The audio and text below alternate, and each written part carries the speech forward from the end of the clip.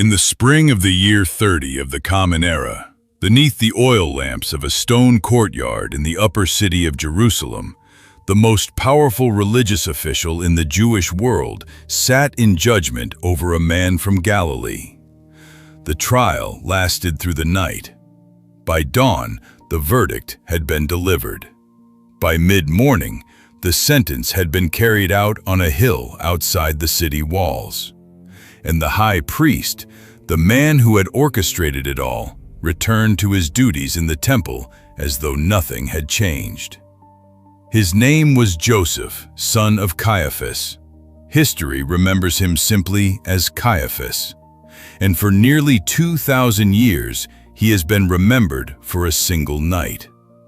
But his story is far longer, far more complex, and far more revealing than that one night suggests. It is the story of a man who held the highest religious office in the ancient Jewish world, who navigated the treacherous waters between Roman imperial power and the sacred traditions of his people, and who, in the end, disappeared from the pages of history as silently as a stone sinking into deep water. To understand how the life of Caiaphas ended, we must first understand the world he inhabited, the office he served, and the forces that shaped every decision he made. Jerusalem in the first century of the Common Era was a city of extraordinary contrasts. To the west, the towers of Herod's palace rose above the city walls, symbols of Roman-backed power and Hellenistic ambition. To the east, the Mount of Olives caught the first light of every morning, its slopes dotted with the tombs of generations. And at the center of everything, visible from nearly every quarter of the city, its white limestone gleaming against the Judean sky, stood the Temple Mount. The Temple of Herod, rebuilt and expanded over decades to a scale that astonished even seasoned Roman travelers, was not merely a place of worship. It was the center of the Jewish universe, the axis around which all of religious, political, and economic life in Judea rotated. And presiding over that axis was the high priest. The office of the high priest in first-century Judaism was unlike any other position in the ancient world. It was simultaneously the highest religious authority, the most significant political role available to a Jew under Roman occupation, and the most economically influential position in the entire province. The high priest presided over the Sanhedrin, the supreme council of 71 members that governed the internal affairs of the Jewish community. He was the only human being on earth authorized by law and tradition to enter the Holy of Holies, the innermost chamber of the temple, and that only once a year, on Yom Kippur, the Day of Atonement, to pronounce the sacred name of God and offer the blood of atonement for the entire people. His authority touched every dimension of Jewish life: the religious calendar, the supervision of commerce in the temple courts, the interpretation of the Torah, and the delicate diplomacy required to manage the relationship between the Jewish people and the Roman governor of Judea. Caiaphas assumed this office around the year 18 of the Common Era, appointed by the Roman prefect Valerius Gratus, the predecessor of Pontius Pilate. What makes his tenure remarkable, even by the standards of purely secular history, is its extraordinary duration. He governed as high priest for approximately 18 years, until the year 36. In an era when high priests were appointed and removed with the regularity of political convenience, 4 different men had held the office in the 12 years before Caiaphas. His ability to hold power through 2 Roman prefects, through a period of intense social and religious turbulence, speaks to something fundamental about who this man was. Caiaphas was, above all else, a political survivor.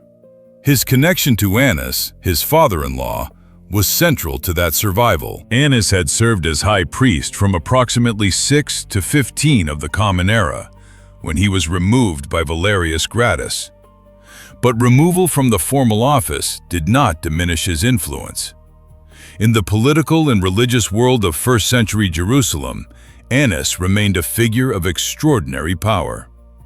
5 of his sons and his son-in-law Caiaphas would go on to hold the high priesthood at various points.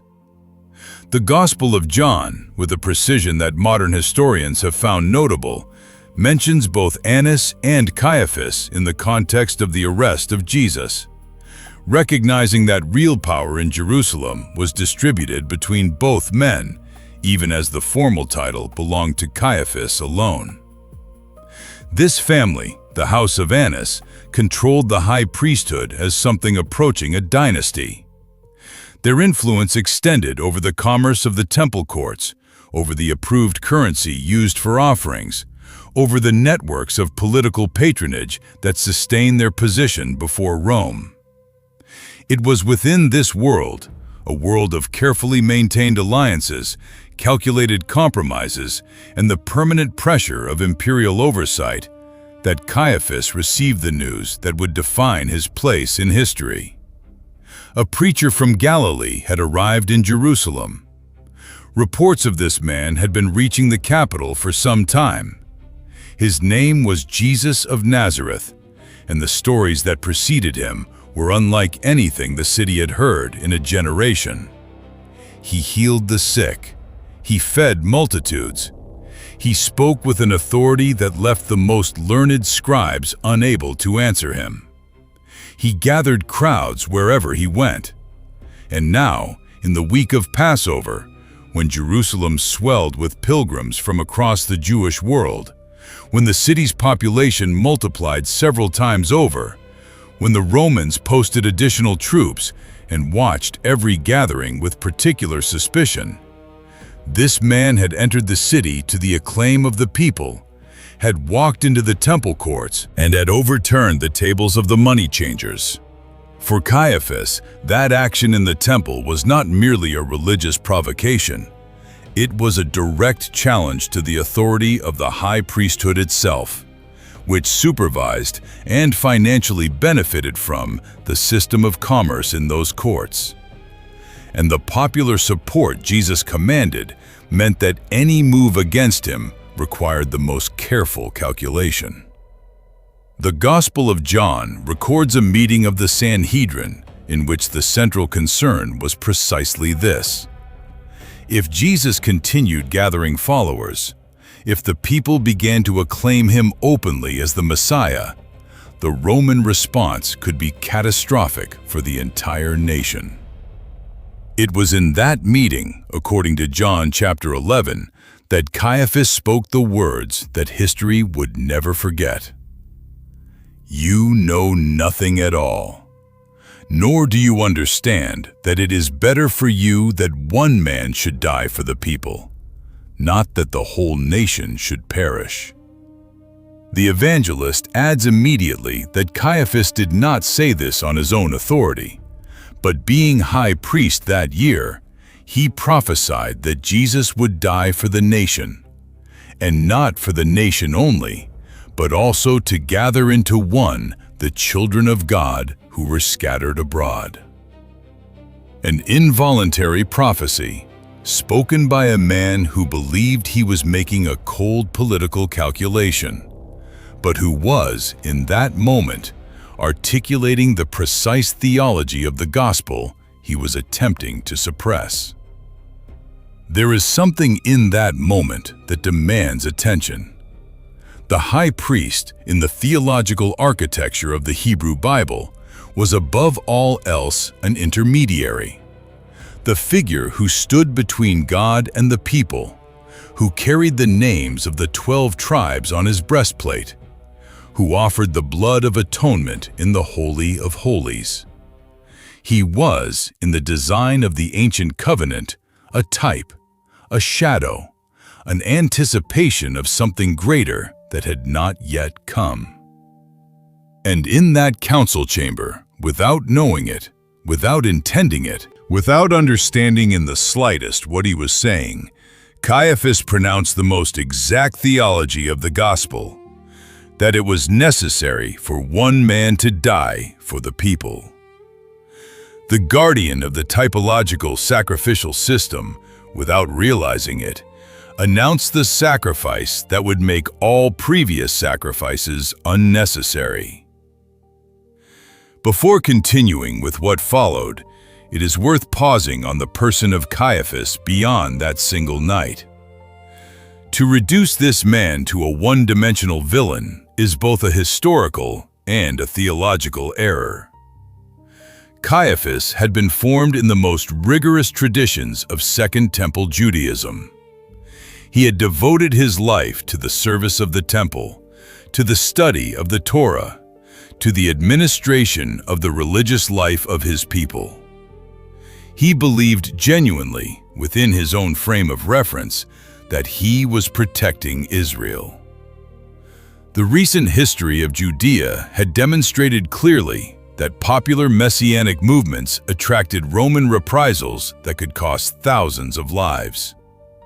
From inside his own worldview, the decision he took had a logic he considered not merely political, but religious. Preserve the people of Israel, keep the temple standing, prevent a national catastrophe.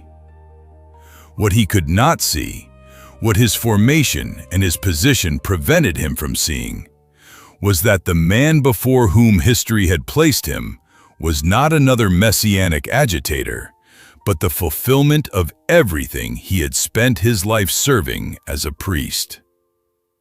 This is among the most profound ironies in the historical record. Not because it invites easy condemnation, but because it invites honest reflection. How often, in any era, do those who are closest to the sacred forms of religious tradition find themselves unable to recognize the living reality those forms were meant to point toward? The question is not rhetorical. The history of Caiaphas asks it with a seriousness that deserves a serious answer. Following the crucifixion and the reported resurrection of Jesus, Caiaphas remained in his position as high priest. The book of Acts mentions him explicitly in chapters 4 and 5 as the nascent community of Jesus' followers in Jerusalem began to grow in ways that the temple authorities found deeply troubling. After Peter and John healed a man at the gate called Beautiful, Acts records that they were arrested and brought before the Sanhedrin the following day.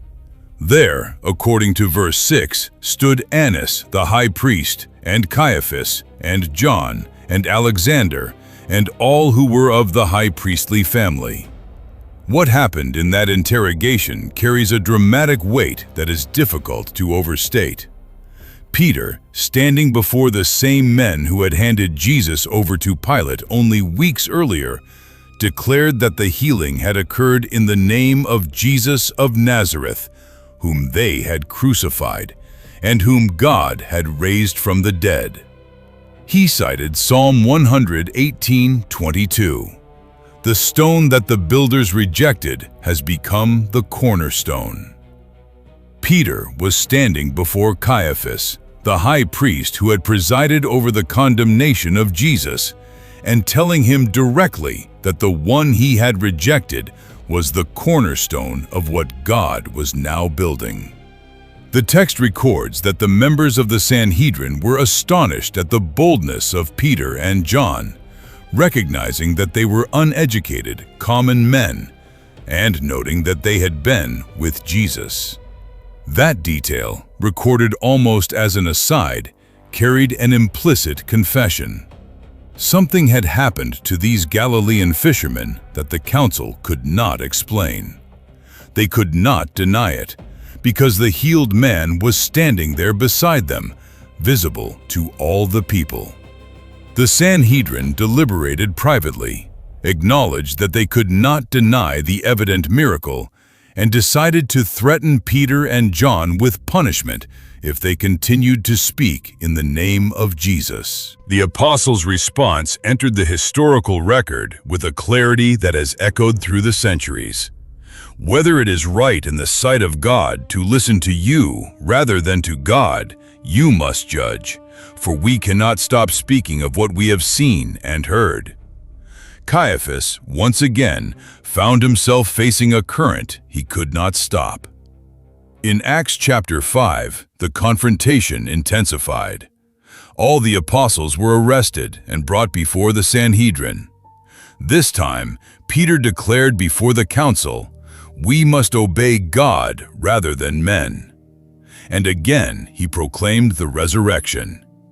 The text records that the members of the Sanhedrin were furious, but a Pharisee named Gamaliel, a teacher of the law held in honor by all the people, intervened with an argument that proved decisive. If this movement is of human origin, it will fail on its own, as others had before it. But if it is of God, he said, you will not be able to stop it, and you might even find yourselves fighting against God. The Sanhedrin accepted the argument and released the apostles with warnings. Caiaphas could do no more than he did. It is in this period, in the years following the resurrection, that the position of Caiaphas becomes particularly interesting from a historical perspective. As high priest, he had access to all the available information about what was unfolding. He knew that claims were being made about an empty tomb. He knew that the guards he himself had requested from Pilate to secure the tomb had reported something sufficiently disturbing to warrant the payment of bribes to keep them silent, as recorded in Matthew chapter 28. He knew that the community of Jesus' followers in Jerusalem had not dissolved with the execution of their leader, as all precedent would have predicted, but had instead grown at a rate that was, by any historical measure, explosive. He knew, according to Acts, that a great many priests, men of the temple, trained in the same traditions he had served his entire life, were declaring their faith in Jesus as the risen Messiah. And despite all of that information, Caiaphas remained in his position. He continued presiding over the Sanhedrin. He continued supervising the sacrificial system in the temple. He continued being the guardian of an institution whose shadow, from the perspective of those who were now gathering in the name of Jesus, had found its fulfillment. What Caiaphas thought during those months and years, that history does not record. We have no letters, no memoirs, no document that gives us access to his interior life. What we can say, with reasonable confidence, is that the situation must have been profoundly unsettling for a man of his intelligence and position. The movement he had attempted to suppress was not merely surviving. It was spreading through Judea, through Samaria, into Galilee, and beyond. And one of the most zealous persecutors of that movement, a Pharisee of impeccable training named Saul of Tarsus, had experienced something on the road to Damascus so radical that it had converted him from prosecutor to proclaimer. These were not small developments. They reached the high priest. And the high priest remained in his post, navigating the waters between Rome and Jerusalem, between imperial pressure and popular expectation. Then, in the year 36 of the Common Era, it ended. Caiaphas was removed from office by Vitellius, the Roman legate of Syria, who at that time held authority over Judea in the absence of a permanent prefect. The removal of Caiaphas occurred in the same period in which Pontius Pilate was sent to Rome to answer for his conduct in the governance of Judea. The two men who had collaborated most directly in the condemnation of Jesus, the Roman prefect and the Jewish high priest, were both removed from their positions in the same year. Historians have noted this coincidence for centuries. No causal connection between the two removals has been established, but the temporal alignment is, at minimum, striking. Vitellius was a Roman administrator of considerable diplomatic skill. He understood the religious sensitivities of the Jewish people in a way that Pilate had frequently failed to. When Vitellius came to Jerusalem, he returned to the Jews the custody of the high priestly vestments, the sacred garments that the Romans had kept under their control as a guarantee of the high priest's loyalty. This was received as a significant gesture of goodwill by the Jewish community. And in that same context of reorganizing the relationship between Rome and the Jewish people, Vitellius removed Caiaphas and appointed Jonathan, son of Annas, as the new high priest. The era of Caiaphas was over. What happened to Caiaphas after the year 36 is one of the greatest mysteries of first-century history. The historical sources of the period are remarkably silent about his subsequent life. Josephus, the first-century Jewish historian whose work is the most detailed source we have for the period of the Second Temple, mentions Caiaphas in the context of his appointment and his removal, but records nothing about his life after the office. Nothing about where he lived, how many years remained to him, what role, if any, he continued to play in the life of his community. For a man who had held the most powerful position in the Jewish world for 18 years, the silence is extraordinary. It would last for nearly 2,000 years. In the year 1990, in an area south of the city of David in Jerusalem known as the Peace Forest, workers constructing a park accidentally broke through the roof of an ancient burial cave. Inside, they found a number of ossuaries, limestone boxes used in Second Temple Judaism to hold the bones of the deceased after the flesh had decomposed, a practice known as secondary burial. One ossuary, decorated with an elaborate pattern of incised rosettes and floral designs consistent with the craftsmanship of elite priestly families, bore an inscription in Aramaic: Yehoseph bar Caiaphas, Joseph, son of Caiaphas.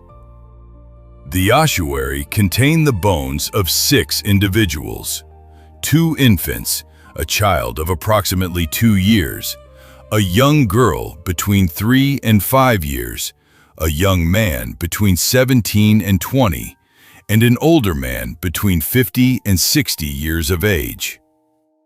The Israel Antiquities Authority recognized immediately that this was among the most significant archaeological discoveries in the history of New Testament scholarship. The inscription confirmed the existence of an individual with exactly the name and family connection described in the Gospels and in Josephus, buried in exactly the manner, in exactly the location, and with exactly the material culture consistent with a member of the Jerusalem priestly aristocracy of the first century. Many scholars have concluded that the older man whose remains were found in the ossuary may be the high priest himself, the man who presided over the trial of Jesus, whose bones lay undisturbed in a limestone box beneath the soil of Jerusalem for 19 centuries. The ossuary is held today in the Israel Museum in Jerusalem, where it can be seen by anyone willing to make that journey into the first century. But there is something that this ossuary communicates beyond its archaeological significance, and it deserves to be stated plainly. It tells us that Caiaphas died, that he was buried as any other human being, that his body decomposed, that his bones were gathered and placed in a decorated stone box and sealed in a cave, where they remained, unknown and unvisited, through the entire sweep of history that followed. The Roman Empire rose and fell. The temple was destroyed. Jerusalem was razed and rebuilt and razed again. Empires came and went. Centuries passed. And in a sealed cave beneath a hillside, the bones of the most powerful religious official in first-century Judaism lay in a limestone box, silent, the man who had wielded more institutional power than any other figure in the Jewish world of his day, ended as dust in an ossuary. And the only reason his name is known today, the only reason anyone in the 21st century speaks the name of Caiaphas, is because of his connection to Jesus of Nazareth. Without that connection, he would be a footnote in the writings of Josephus, known only to specialists in Second Temple history. There is a paradox here that is worth holding for a moment. The man who sought to erase Jesus from history is remembered exclusively in relation to Jesus. The high priest who judged the Son of God is himself judged by history solely in terms of that judgment. Every time someone speaks the name Caiaphas, they are implicitly speaking the name of Jesus. The memory of the first depends entirely on the second. The temple system that Caiaphas devoted his life to protecting would survive him in his office by only 34 years. In the year 70 of the Common Era, the Roman army under the general Titus besieged Jerusalem following the Jewish revolt. The city was taken after a prolonged siege that resulted in one of the most catastrophic events in Jewish history. The temple was destroyed. The sacrificial system ceased. The high priesthood, the institution that had defined the religious life of the Jewish people for centuries, the office that Caiaphas had served for 18 years at its apex, ceased to exist as an operational function because there was no longer a temple in which it could be exercised. 40 years separated the crucifixion from the destruction of the temple. In the theological vocabulary of the Hebrew Bible, 40 is a number weighted with significance. 40 years in the wilderness before entering the Promised Land. 40 days on the mountain receiving the law. 40 days in the desert before the beginning of a public ministry. Whatever meaning one assigns to that interval, it stands as one of the most remarkable spans of time in religious history. The institution whose chief officer had handed Jesus to the Romans survived for exactly 40 years after the resurrection before it was permanently extinguished. The letter to the Hebrews, which most scholars believe was composed before the destruction of the temple, speaks of the Levitical system of priests and sacrifices as something that was aging, becoming obsolete, and near to disappearing. The physical destruction of the temple in 70 CE was, from the perspective of that document, the historical and visible manifestation of what the coming of Jesus had meant in theological and spiritual terms, the fulfillment and the supersession of the system that had come before. The office that Caiaphas had held for 18 years lost its building. It ceased to have a place where it could be exercised. But a different priesthood continued. Not in stone chambers, not in the smoke of animal sacrifice, not dependent on the survival of any earthly institution. The letter to the Hebrews describes it in language that, after everything we have traced in the story of Caiaphas, carries its full weight only in contrast. But this one, because he continues forever, holds his priesthood permanently. Consequently, he is able to save to the uttermost those who draw near to God through him, since he always lives to make intercession for them. Caiaphas held the priesthood. It ended in the year 36 of the Common Era by the decision of a Roman administrator in Syria. The one he condemned holds a priesthood that is described in the same document as permanent, not subject to the decision of any governor, not dependent on any earthly institution, not ending with the destruction of any building. This contrast is the deepest meaning that the story of Caiaphas holds for history. The archaeological discovery of 1990 allows us, in a way that almost no other find in the history of biblical archaeology permits, to stand at the intersection of the material and the historical with unusual clarity. In a museum in Jerusalem, In a glass case, there is a limestone box approximately 20 inches long. It is decorated with incised rosettes.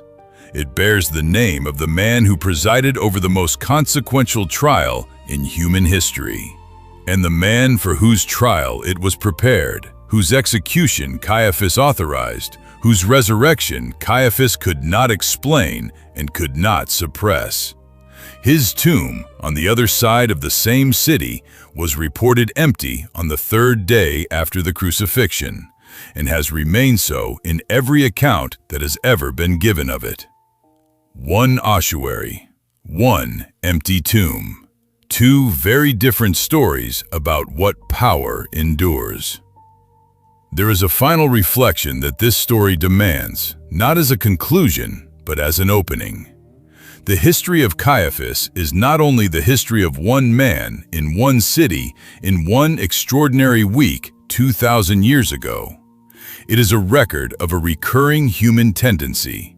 The tendency to be so invested in the preservation of what we know, what we have built, what we have been entrusted to protect, that we find ourselves unable to recognize the living reality those structures were always meant to serve. Caiaphas loved the temple. He believed in the Torah. He had given his life to the service of God as he understood that service. And when the one to whom every element of that service had been pointing stood before him in a stone courtyard at midnight, he could not see it. Not because he lacked knowledge, not because he was uniquely malicious, but because there is a kind of devotion to forms that, in its very intensity, can become the most formidable obstacle to recognizing the reality those forms were designed to represent. The priests who, according to Acts, came to faith in Jesus in the years that followed, did so at enormous personal cost. They belonged to the same system, trained in the same traditions, formed by the same institutions as Caiaphas. The difference between those who recognized and those who did not was not a matter of education or piety. It was a matter of what they were ultimately willing to hold loosely.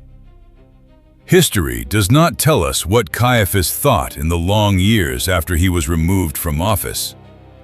It does not tell us whether the reports of the empty tomb continued to surface in his memory, whether the growth of the movement he had tried to stop gave him any pause, whether in the quiet of his final years the question of who that man from Galilee really was ever returned to him in the middle of the night.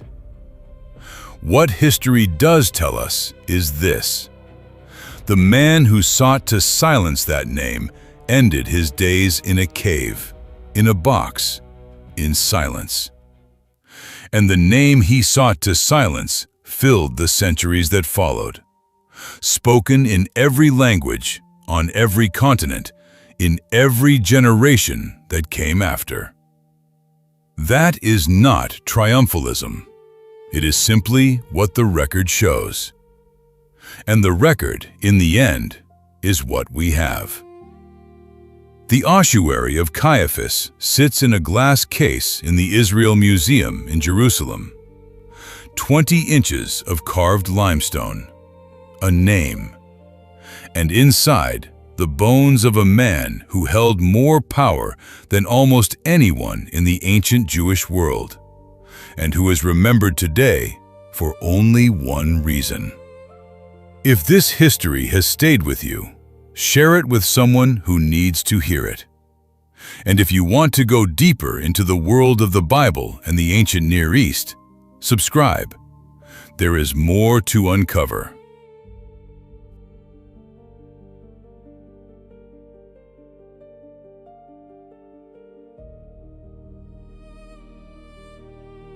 This documentary is based on historical research, primary sources including the works of Josephus Flavius, the New Testament documents, and peer-reviewed archaeological scholarship. Visual reconstructions of first-century Jerusalem, the Temple Mount, and the ossuary discovery of 1990 were created using artificial intelligence to dramatize and illustrate historical events and locations. The ossuary of Caiaphas is held in the Israel Museum, Jerusalem.